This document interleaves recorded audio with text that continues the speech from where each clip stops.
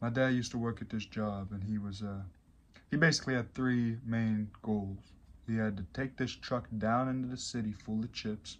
He had to bring it back full of oil, and then we had to take all the garbage boxes down to this burn pit. I should probably say, if you're law enforcement or something like that, this is all fake. I'm making it up. Okay, continuing. My dad and I go down to this burn pit. It was on his property, not my dad's, but the guy who hired my dad. And we would take all the boxes out, put them onto this pile. It was just this big dirt, area, and then we would burn it. There was one thing in the dirt area, and it was a telephone pole. The telephone pole obviously wasn't in the stuff that we were burning. It was kind of off to the side, So you got like the big burn area, and then over here, there's a telephone pole. It's not that crazy. We continue to do this whenever we're asked because my dad gets paid to, and I just kind of hang out because I'm a kid and I like fire. So I'm just watching this big fire pit. I got a picture of the thing that never happened. So me and my dad be down there every other week just burning stuff and really not worried about it. The Mack truck that he drove had a fire extinguisher in it, but the day that we were there, of course, we weren't in the Mack truck. My dad was asked to go down there that day, and we jumped into the regular car and just drove down because there was already stuff to burn. So we're standing there watching stuff burn, and the fire starts to creep to the side.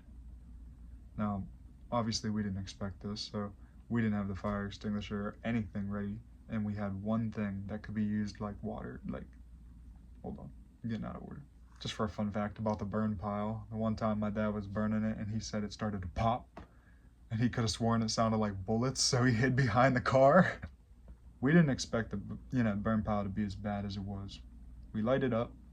It starts to creep to the side, close to that telephone pole. We have nothing. There's no fire extinguisher. The chances that we're going to make it home and back before the fire creeps is very slim.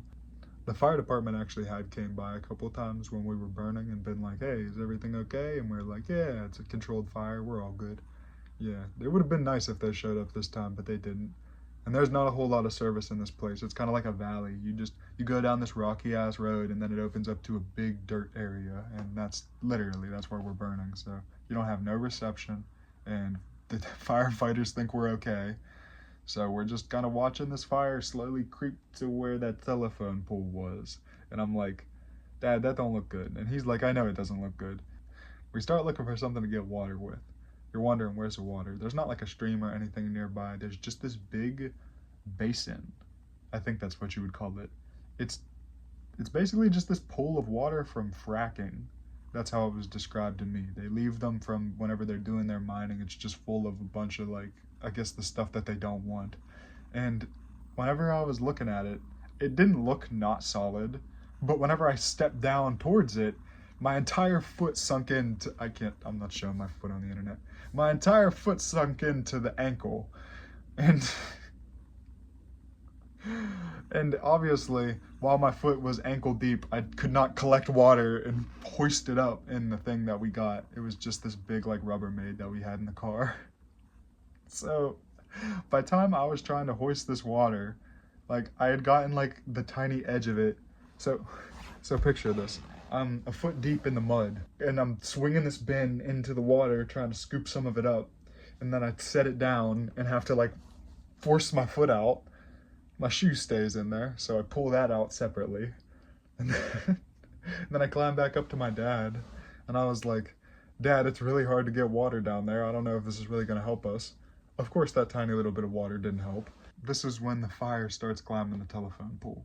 So I get this water, trying to be proactive. By the time I'm back, because it took so long, it was too late. It's halfway up the telephone pole, and me and my dad are watching it creep halfway up the telephone pole. There's nothing we could do anymore. I didn't expect my dad to beat it out with a shirt or something, so I wasn't blaming him. I was just like, we're fucked. And he was like, the same shit. But I didn't give up. I went back down for more water. I grabbed a piece of plywood from the side of the burn pile that wasn't burned, and I threw it on top of all the dirt that I just had sunk my foot into. I tried stepping on it like a surfboard. I almost fell into the water, which I would have cried, but I didn't fall. I grabbed my water like I meant to the first time. I go back up there, And this is it. This is the triumph. I throw the whole like Tupperware and it worked. It hit like right on the money. It hit the pole. I swear it put the fire out, but then it was still like burning. Not like burning, but like I swear that shit got so hot and the wood was whatever kind of wood that it stayed like crackling. And we just had to watch it for a little bit and make sure it didn't re-creep up because the fire never went out. We just got it off the telephone pole. Remember, I had a big ass Tupperware. I threw it at the telephone pole and it just kind of came down right on that pole. It was perfect. I was fucking, I was astounded. My dad was proud too, which was pretty cool. And then we just sat there and watched the fire burn, which was very anxiety ridden. It was not as fun as any other time we watched the fire. I was fucked up, man.